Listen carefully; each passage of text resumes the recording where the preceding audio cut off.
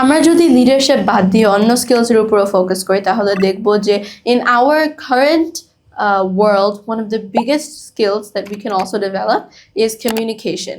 কারণ effective communication যেটাকে আমরা বলি সেটা যদি আমরা ভালোভাবে ডেভেলপ করতে পারি তাহলে কিন্তু এটা আমাদের অনেক কাজেই আসবে এবং zero olympiad helps us to improve this. কারণ জিরো অলিম্পিয়াড কিন্তু শুধুমাত্র যে আপনারা কয়েকটা কুইজের মাধ্যমে প্রশ্ন এমসিকিউ বা প্রশ্ন অ্যান্সার করে দিলেন, that's not entirely it. Zero অলিম্পিয়াডের মধ্যেও কিন্তু আপনাদের 3 মিনিটের ভিডিও করতে হচ্ছে।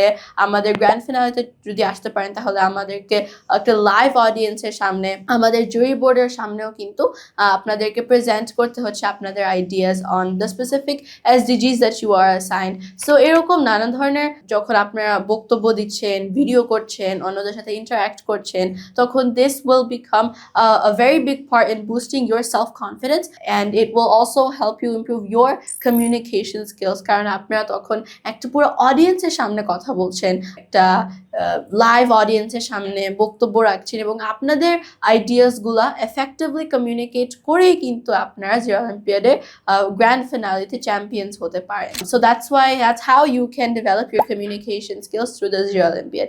এবং নেটওয়ার্কিংও আমরা জানি is a very big part of our current global environment.